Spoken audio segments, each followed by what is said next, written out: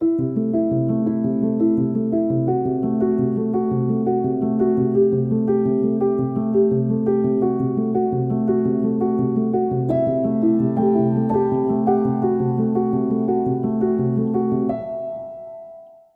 आप अपने आसपास देखेंगे तो हमें बचपन से ही किसी न किसी चीज़ का डर लगा रहता है। बच्चों को पढ़ाई में अच्छे मार्क्स नहीं आएंगे इस बात का डर। बड़े होते हैं तो हम अपनी हेल्थ को लेके डरते हैं, कहीं बीमार ना हो जाएं।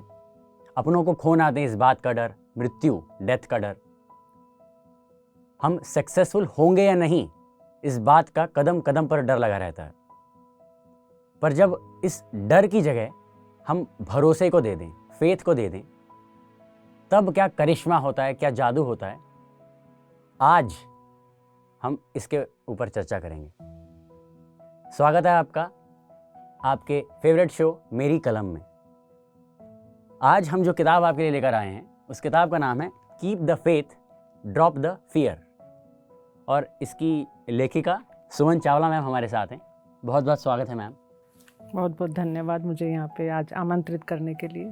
Thank you so much. Ma'am, ये किताब आपने लिखी जी, किन सर्कमस्टेंसेस में ये किताब लिखने का मतलब विचार आया आपके? सर्कमस्टांसेस तो मैं नहीं कहूँगी, एक फ़्लो में ही शायद मैंने ये लिख डाली। करीब 2011 की बात है। मैं स्कूल में जॉब करती थी, बहुत साल मैंने स्कूल में ही पढ़ाया बच्चों को। तो उस दौरान मेरे पिताजी बीमार हो गए, वो कैंसर से पीड़ित हो गए, और फिर मैंने उनको अस्पताल ले जाना शुरू किया। स्कूल के बाद मैं निकलती थी और उनको अस्पताल लेके जाती थी, और जब वहाँ आना जाना लगता था तो मैं देखती थी अस्पताल में बहुत सारे लोग बहुत दुखी हैं, और जो उनके साथ जो आते हैं उनके रिश्तेदार वो भी बहुत दुखी हैं। तो वही सवाल मन में आया कि इतना दुख क्यों है जीवन में, बहुत अच्छे लोग भी बहुत दुख में आ जाते हैं। इस तरह करते करते मैं न जाने कब वो स्पिरिचुअलिटी में आके कई साल मैंने न जाने कितनी किताबें पढ़ डाली स्पिरिचुअलिटी की, बहुत सारे राइटर्स की, बड़े बड़े राइटर्स की बुक पढ़ी। और फिर एक दिन मुझे लगा चलो अब जो थोड़ा बहुत ज्ञान अर्जित किया है उसके बारे में कुछ लिखें और दूसरों को बताएं। तो इस तरह से फिर मैंने ये किताब लिखी।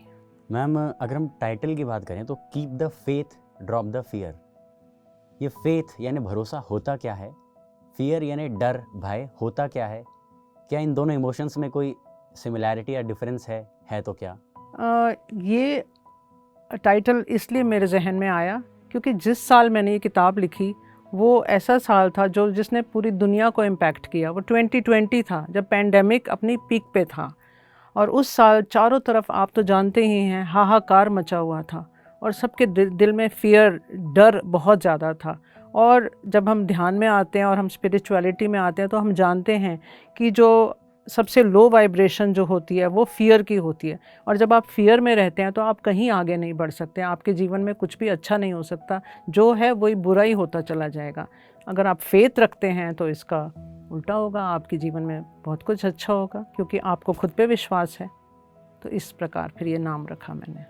मैम, जैसे किताब के सबटाइटल में भी लॉ ऑफ अट्रैक्शन का जिक्र किया है आपने, तो ये law of attraction, high frequency, low frequency, इसको आप हमारी ऑडियंस के लिए थोड़ा सिंप्लीफाई करके बता सकते हैं? जी, हम सब इमोशनल बीइंग्स हैं, हम सब एनर्जी बीइंग्स हैं। अब जब आप ध्यान में आते हैं तो ये चीज़ें थोड़ी और समझ में आने लग जाती हैं कि हम सब एनर्जी ही हैं, और हम दो प्रकार के वाइब्रेशन में रहते हैं, या तो लो वाइब्रेशन में रहते हैं और या तो हाई वाइब्रेशन में रहते हैं। इसको मैं थोड़ा समझा देती हूँ। जो भी हमारे नेगेटिव इमोशंस हैं, जैसे डर है, फ़िक्र है, वरी है, चिंता है, किसी के लिए ईर्ष्या है, ये सब लो वाइब्रेशंस हैं। और जब हम खुश रहते हैं, आनंद में रहते हैं, किसी के लिए भला करते हैं, वो सब हमारे हाई वाइब्रेशन होते हैं। और भगवद गीता में तो साफ कहा गया है, यथा दृष्टि तथा सृष्टि। तो अगर आप हाई वाइब्रेशन में रहेंगे तो आप सब कुछ अपने जीवन में अच्छा ही अट्रैक्ट करेंगे। So that is the law of attraction. तो मैम, जैसे एक हिंदी मूवी का फेमस डायलॉग भी है कि जिस चीज़ को शिद्दत से चाहो, पूरी शिद्दत से चाहो, तो पूरी कायनात उसे तुमसे मिलाने के लिए जद्दोजहद करती है।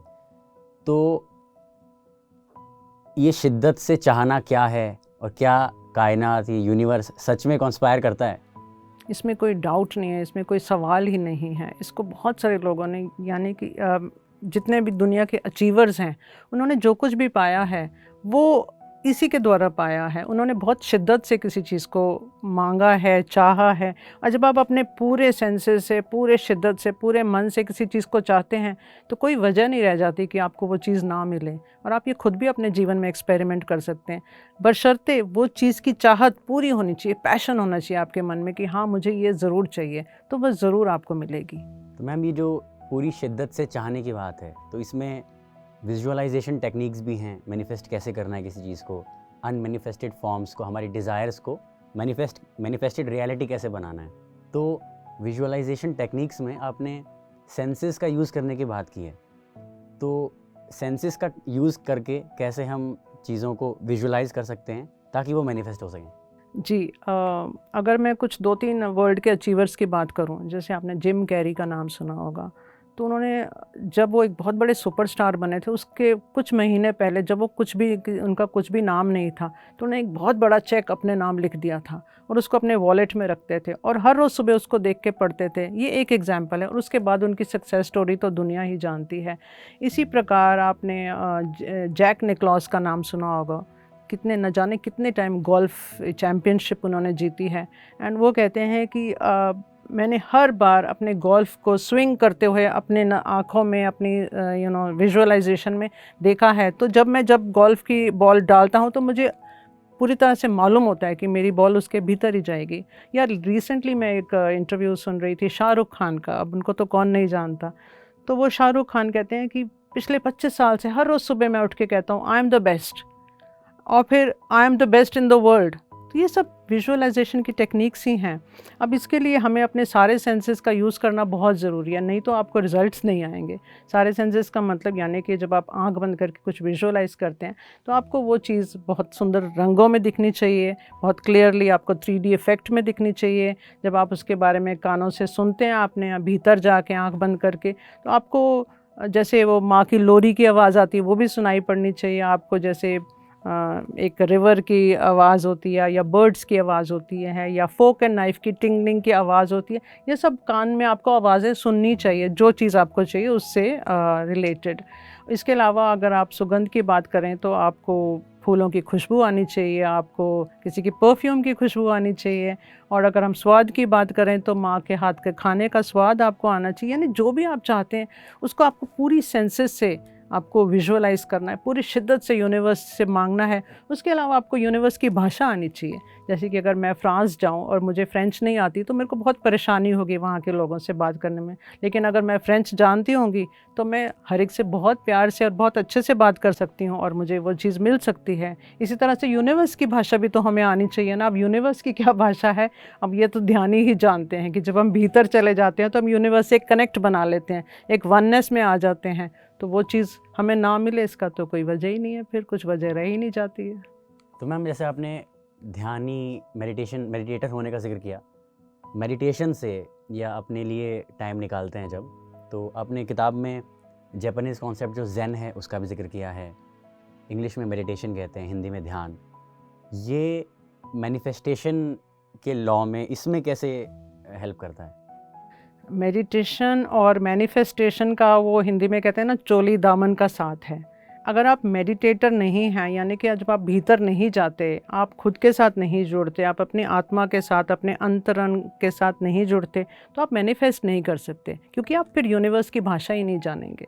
तो आपको मेडिटेट जैसे आप करते हैं, आपके अंदर ऊर्जा का बहुत प्रवाह होता है, और आपके अंदर जब ऊर्जा बहुत ज़्यादा बढ़ जाती है तो आप तो छोटी छोटी सी चीज़ें यूँ ही मैनिफेस्ट कर लेते हैं। ध्यानी तो जानते ही हैं कि उनको तो बोलने की देर होती है और वो बहुत ध्यान से उनको कुछ बोलना पड़ता है, क्योंकि वो चीज़ तो यूँ ही मैनिफेस्ट हो जाती है। तो इनका तो बहुत ही गहरा संबंध है। मेडिटेशन एक अलग कुछ क्रिया नहीं है कि यहाँ बैठ के ही मुझे करना है। मेडिटेशन तो हमारे जीवन में हर वक्त फ्लो करनी चाहिए। We should be meditating all the time, you know. तो इस तरह से इनका ये साथ है।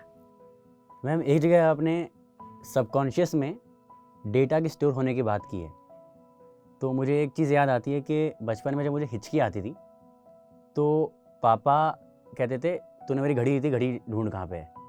मैं कहता मैं तो नहीं ली थी, मैं ढूंढने में हेल्प करता था, इतने में थोड़ी देर में हिचकी चली जाती थी। बड़े होके पापा ने बताया कि ये ट्रिक थी माइंड डाइवर्ट करने की। तो बचपन से कहते हैं उस बारे में सोचो मत, हम कोई प्रॉब्लम लेके आए पेरेंट्स के, उस बारे में सोचो मत। आपने जिक्र किया है storing data in your subconsciousness, तो जो अनवांटेड थॉट्स हैं उस बारे में सोचो मत। वो कैसे पॉसिबल है कि हम उस बारे में ना सोचें? कैसे वो जो डेटा स्टोर्ड है, अनवांटेड डेटा, जी, सबकॉन्शियस से उसको हटाएं, कैसे रिमूव कैसे कर सकते हैं? तो सबकॉन्शियस माइंड और कॉन्शियस माइंड, ये हमारे दो तरह के माइंड्स होते हैं। अगर इसके बारे में हम थोड़ा स्टडी करें, अब ये जोसेफ मर्फी जो हैं, उन्होंने एक बहुत सुंदर बुक लिखी है, power of the subconscious mind. उन्होंने बहुत क्लियरली लिखा हुआ है। इसके अलावा और भी बहुत सारे राइटर्स ने लिखा है कि हम सिर्फ अपना 10% माइंड यूज़ करते हैं और बाकी जो 90% माइंड है वो हमारा सबकॉन्शियस माइंड है, जिसमें हमारे बचपन से, इनफैक्ट बचपन से नहीं, पिछले जन्मों के भी जो हमारे विकार हैं, जो बहुत सारी बातें हैं उसके अंदर स्टोर हैं। और वो जो बातें हैं वो हमें अब हम जो जीवन प्रेजेंट में जी रहे हैं वो आके हमें परेशान करती हैं। तो वो नेगेटिव थॉट्स बन के, या कुछ प्रेजेंट में भी हमारे साथ जब होता है तो नेगेटिव थॉट बन के वो आ जाता है। तो इसको नेगेटिव थॉट को कैसे हटाएं? अगर आप इसको NLP टेक्निक यूज़ करें, न्यूरो लिंग्विस्टिक प्रोग्रामिंग, तो उसमें भी आपको सिखाते हैं कि दो तरीके हैं। एक तो होता है एंकरिंग, यानी कि एंकरिंग का मतलब जुड़ना।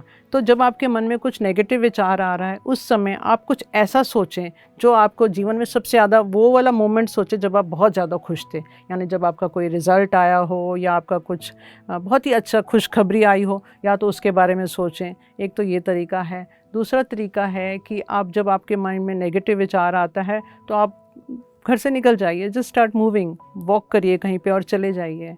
और इसके अलावा बहुत सारे तरीके हैं, लेकिन जब आप ध्यान में आ जाते हैं तो जैसे जैसे आपकी ऊर्जा बढ़ती है तो नेगेटिव विचार तो आपके रहते ही नहीं है मन में, क्योंकि आप अपने पास्ट को लेट गो करते रहें। एक बच्चे की तरह, जैसे एक बच्चा प्रेजेंट में रहता है, बच्चे को कभी खेलते देखिए, वो इधर उधर भाग रहा है, उसको नहीं मालूम कल क्या हुआ था, ना उसे मालूम है फ्यूचर में क्या हो रहा है। लेकिन हम एडल्ट्स हमेशा हम आगे की फ़िक्र करते हैं, पीछे की फ़िक्र करते हैं, हम प्रेजेंट में नहीं रहते हैं। तो नेगेटिव विचार फिर हमें वो पुराने वाले सारा बैगेज ले लेके हम घूमते हैं। अरे इस साल में मेरे साथ ये हुआ था, मेरा फ्रैक्चर हुआ था, मुझे बीमारी लगी थी, और हम एक पेन बॉडी में रहते हैं। हमें हमारा जो माइंड है वो मिजरी से बहुत, यानी दुख से बहुत प्यार करता है, और दुख भरी दास्तान हमें सुनाने में बड़ा ही मज़ा आता है। हम किसी को पूछने जाते हैं तो उसकी तो शायद कम सुनते हैं, कई बार अपनी गाथा सुनाने बैठ जाते हैं। हमें बहुत मज़ा आता है अपनी पुराने दुख भरी दास्तान, और एक विक्टिम मेंटालिटी में रहते हैं कि हाय मैं बेचारी, मेरे जैसा। अब इस धरती पे द्वैत है, हम जानते हैं, यानी अगर सुख है तो दुख है, रात है तो दिन है। तो इस तरह से दुख तो हर एक के जीवन में है, लेकिन हम अगर लेट गो कर देंगे, ध्यान करके, हमारी ऊर्जा जब बढ़ जाएगी। और पत्री सर जो हैं, ब्रह्म ऋषि पत्री जी जो हमारे गुरु जी हैं, वो तो इससे भी आगे एक कदम हमें सिखाते हैं। वो तो कहते हैं कि फॉरगिव नहीं करना किसी को, फॉरगेट, यानी भूल ही जाओ। अगर किसी ने आपके साथ कुछ बुरा किया है तो हम उसे ले लेके घूमते रहते हैं बैग बना के कि इसने मेरे साथ ये किया, उसने मेरे साथ वो किया। पत्री सर तो कहते हैं उसी वक्त भूल जाओ, जस्ट लेट गो। तो ये कला हमें सीखनी है, लेट गो, छोड़ दो, जो हो गया जाने दो, एक फ्लो में ज़िंदगी को जीने दो। जैसे रिवर बह रहा है ना, जैसे नदी बह रही, इस तरह से हमें बहते चले जाना है। नेगेटिव विचारों का तो कुछ काम ही नहीं है हमारे जीवन में। मैम, बुक की राइटिंग जर्नी, पब्लिशिंग जर्नी, इस पूरी यात्रा में आपको कैसे कैसे चैलेंजेस आए, क्या चुनौतियाँ आई और आपने कैसे ओवरकम किया? बुक के लिखने में तो मुझे कोई ऐसे चैलेंजेस नहीं आए, लेकिन हाँ, वो समय, जिस साल मैंने किताब लिखी वो साल ही चैलेंजेस का था। वो 2020 पेंडेमिक था। उस समय आप जानते ही हैं कि सारी दुनिया में क्या हाहाकार मचा हुआ था, क्या हाल था दुनिया का। तो वो पब्लिशिंग जो ऑफिसेस थे वो कभी कभी बीच में बंद हो जाते थे, तो वो इस समय कभी मैं एडिटिंग के लिए भेजती थी, कभी वो वापस नहीं भेज पाते थे, उनके पास स्टाफ नहीं होता। तो इस तरह की कुछ टेक्निकल इश्यूज़ आए थे, लेकिन वो ज़्यादा बड़े नहीं थे। तो इस प्रकार अगस्त 2020 में बुक रिलीज़ हुई, और मेरा सौभाग्य कि रिलीज़ होने के 2 हफ्ते के बाद ही इसको इंटरनेशनल अमेज़ॉन पे 278 का रैंक मिला। तो मेरे को बहुत खुशी हुई, क्योंकि it started selling like hot cakes. तो कोई चैलेंजेस नहीं थे एज सच। आपने कोविड का जिक्र किया, उस दौरान हमारे एजुकेशन सेक्टर में भी काफ़ी रिवोल्यूशनरी चेंज आया जी तो टीचर्स को ऑनलाइन आना पड़ा ऑफलाइन से। जी। आप भी टीचर रह चुकी हैं, तो आपने अपनी लाइफ का बहुत बड़ा पोर्शन टीचिंग लाइफ में बिताया। तो एज अ टीचर आपकी लाइफ में एक शिक्षक होने के नाते क्या प्रभाव पड़ा, क्या आपने वहाँ से लाइफ का टेक अवे क्या रहा आपका? टीचिंग एक ऐसी जॉब है जिसमें आप हमेशा यंग रहते हैं। जब आप किसी स्कूल में एंटर करते हैं as a teacher, as a student, तो आप बहुत ही लाइट, क्योंकि जब आप बच्चों के चेहरे देखते हैं, बच्चों जैसे इनोसेंट तो कोई होता नहीं है, उनके सुंदर प्यारे चेहरे और उनमें वो एनर्जी से भरे रहते हैं, तो आप हमेशा मोटिवेटेड रहते हैं। अगर आप मन में कोई दुख भी है, कोई चिंता भी है, तो आप उस समय सब कुछ भूल जाते हैं। बच्चे वो तुम्हारी एक लाइफ लाइन की तरह होते हैं, तुम्हें एक जीवित कर देते हैं। अगर तुम्हारी लाइफ में कोई परेशानी है तो भी वो ख़त्म कर देते हैं। तो बच्चों जैसे तो कोई है ही नहीं।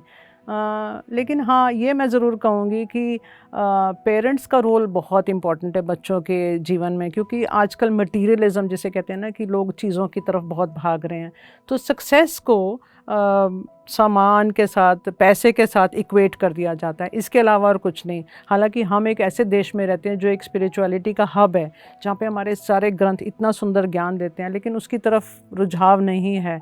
बच्चों में अग्रेशन है, गुस्सा बहुत है, और कंपटीशन एक उस तरह का कंपटीशन है कि दूसरे को पीछे करके ही मुझे आगे जाना है। तो इसलिए मैं समझती हूँ अगर बच्चों के जीवन में भी ध्यान आ जाए, हमेशा मैं ये चाहती थी कि अगर हर स्कूल में ध्यान हो जाए, अगर बच्चे 10 मिनट 15 मिनट भी रोज़ ध्यान करें, तो हमारी सोसाइटी पूरी चेंज हो सकती है। आप सोसाइटी में देखते हैं बहुत तरह के, आप 3rd पेज आप खोलते हैं अखबार का, तो उसमें बहुत कुछ ऐसा होता है जो हमें पढ़ने में अच्छा नहीं लगता है। तो हमारा पूरी सोसाइटी चेंज हो जाएगी अगर बच्चे थोड़े शांत हो जाएं, खुद के साथ जुड़ें और उनके जीवन में भी ध्यान आ जाए। तो ये मैं ज़रूर कहूँगी, मैं चाहूँगी कि स्कूल के हर बच्चे को ध्यान आए और ध्यान सिखाया जाए। मैम, जैसे बच्चों को मेडिटेशन करना चाहिए, जैसा आपने बताया, बुक लर्निंग, आपने किताब लिखी है, आप टीचिंग में रहे हैं, तो बच्चों के साथ काफ़ी रूबरू हुए आप लाइफ टाइम। तो स्वाध्याय, बुक रीडिंग बच्चों की लाइफस्टाइल का पार्ट अगर बनाया जाए तो उससे बच्चों के कैरेक्टर बिल्डिंग में कैसे हेल्प होगी? क्योंकि आजकल तो आप देख रहे हो कि बच्चे बस मगअप कर लो, रट लो और बस किसी तरह नंबर आ जाएं बहुक और क्रूक जी। तो बुक रीडिंग, स्वाध्याय अपार्ट फ्रॉम सिलेबस और करिकुलम कैसे हेल्प है? मैंने रीडिंग को, किताबें पढ़ने को बहुत महत्व दिया अपने जीवन में भी, और अपने जिन बच्चों को भी मैं पढ़ाती थी हमेशा मैं उनको कहती थी कि किताबें पढ़ना बहुत ही ज़रूरी है। हालांकि ज़रूरी नहीं है कि हर बच्चा मेरे कहने पे चले और हर बच्चा किताब पढ़े, क्योंकि अक्सर अगर घरों में कोई माहौल नहीं होता पढ़ने का, अगर माता और पिता नहीं पढ़ते, तो ज़रूरी नहीं है कि बच्चे पढ़ें। लेकिन हाँ, एक जो रीडर होता है, जो बच्चा रीडर, उसको अलग से स्टैंड आउट करता है। क्यों? क्योंकि वो जीवन को बहुत करीब से देखता है। ही स्टेज, जिसे कहते हैं, with the best minds of the world, यानी कि अगर कोई किताब लिखेगा तो उसका एक बहुत बड़ा विज़न होगा। तो एक जो रीडर होता है उसको बहुत ब्रॉड उसका विज़न होता है। जैसे एक नल है, उसमें पानी टप टप करके आ रहा है, लेकिन अगर झरने की तरह पानी आ जाए, तो जब आप किताब पढ़ते हैं तो आपको ज्ञान झरने की तरह आपके अंदर ज्ञान आ जाता है। तो आप जीवन को बहुत जब करीब से देख लेते हैं, आपके अंदर एक ह्यूमिलिटी, एक नम्रता आ जाती है। आप बहुत आपके अंदर ईगो की कमी रहती है, आप बहुत समझते हैं, और ह्यूमैनिटी जिसे कहते हैं, इंसानियत आपके अंदर पैदा होती है। इनफैक्ट खुशवंत सिंह, जो एक हमारे बहुत मशहूर राइटर रहे हैं, उन्होंने तो कहा है, a reader can never be corrupt. तो मैं समझती हूँ कि रीडिंग हर बच्चे के जीवन में बचपन से ही, आप 2-3 साल के बच्चे को बेड टाइम स्टोरी से स्टार्ट करके, और उसको एक रीडिंग तो उसकी पार्ट ऑफ लाइफ होना चाहिए। उसके जीवन में रीडिंग बहुत ही ज़्यादा इम्पॉर्टेंट है। तो मैम, जैसे बुक रीडिंग के ऊपर आपने बताया, keep the faith drop the fear, इस किताब को बच्चे और बड़े भी लोगों को क्यों पढ़ना चाहिए? उनको क्या, उनका टेक अवे क्या रहेगा आपके अनुसार इस किताब को के लिए? देखिए, इस बुक की मैंने जो लैंग्वेज, जो भाषा रखी है, बहुत सिंपल रखी है, जिससे कि हर कोई इसको पढ़ सके, कोई रीडर है या नहीं है तो भी वो इसको पढ़ सके। उसके अलावा इसमें कोई रनिंग कहानी नहीं है, ये सेल्फ हेल्प बुक है। तो ऐसा नहीं है कि आपने अगर चैप्टर 3 पढ़ लिया तो उसके बाद ही आपको चैप्टर 4 पढ़ना है। इनफैक्ट कुछ लोगों ने तो मुझे ऐसे कॉम्प्लीमेंट भी दिया है कि जीवन में जब भी कोई प्रॉब्लम होती है, हम किताब को कहीं से भी खोल लेते हैं तो लगता है प्रॉब्लम का सोल्यूशन मिल गया है। तो मैंने इस किताब में बड़े बड़े मास्टर्स ने जो हमें ज्ञान दिया है, वो ही मैंने इसी किताब में उसी को मैंने ट्रांसलेट करके डाल दिया है कि आप कैसे अपने जीवन को सुखी बना सकते हैं। देखिए, प्रॉब्लम्स तो हर एक के जीवन में आएंगी, जैसे कि मैंने पहले भी कहा, ये द्वैत है इस धरती पे। यहाँ सुख है तो दुख भी ज़रूर है, ऐसा कोई मनुष्य नहीं है जिसके जीवन में दुख नहीं है। तो आप धीरे धीरे जान जाएंगे कि मेरे जीवन में ये दुख क्यों आया। आप धीरे धीरे समझ लेंगे कि इस दुख को मुझे किस तरह से, यानी कि आप प्रॉब्लम को प्रॉब्लम नहीं, एक चैलेंज समझ के कैसे मैंने इसको पार करना है। मुझे लगता है जीवन की नैया से आप बहुत आसानी से पार कर लोगे। आप इस तरह की किताबें अगर पढ़ोगे, आप स्पिरिचुअलिटी में आ जाओगे, तो जीवन इतना कठिन नहीं लगेगा और आप बहुत समझ से अपने जीवन को गुजारोगे करोगे और दुख में दुखी नहीं होगे, आप आनंदित रहना शुरू करोगे। तो ये इसका टेक अवे मैं ज़रूर कहूँगी। तो मैम, लोगों की लाइफ ट्रांसफॉर्म हो रही है बुक पढ़ के, तो आप वो डेंटिंग स्टोन बन पाएगी, वो टर्निंग पॉइंट लोगों के जीवन में, तो इसके लिए आपको क्या एक्सपीरियंस है, आपको कैसा फील हो रहा है?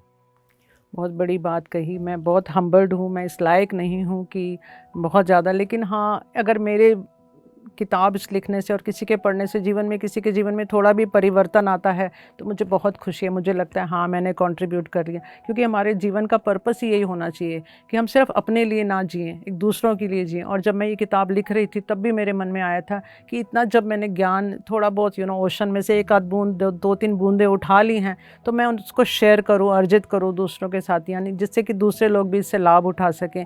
जीवन में बहुत दुख है और आपको कोई ज़रूरत नहीं है कि आप दुख में ही जीते रहो। आप दुख को किस तरह से उस दुख की नैया से पार कर सकते हो, अगर आप ध्यान में आ जाओ, आप स्पिरिचुअलिटी में आ जाओ। इस किताब में मैंने बहुत सारे आसान तरीके लिखे हैं कि इस तरह से आप मेडिटेशन कर सकते हैं। मेडिटेशन एक बहुत भारी शब्द लगता है, जो मेडिटेट नहीं करता उसको लगता है ओहो, मैं तो 75 काम पहले से ही कर रहा हूँ, एक और काम अपने जीवन में जोड़ लूँ।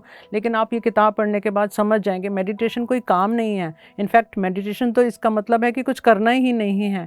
और मैं ये भी ज़रूर कहूँगी कि अगर मेरी लाइफ में अगर मैंने कुछ थोड़ा बहुत अचीव किया, जो भी मैंने अचीव किया, मैं समझती थी हाँ मैंने ये पा लिया, वो पा लिया, लेकिन जब ध्यान मिला मुझे, तो अगर मैं उन दोनों को तराजू में डालूं तो ध्यान का पलड़ा बहुत नीचे है। और ये बुक से मुझे ध्यान से ही कनेक्ट करती हूँ मैं इस बुक को। मुझे लगता है हर जीवन को, हर इंसान को ध्यान ज़रूर करना चाहिए।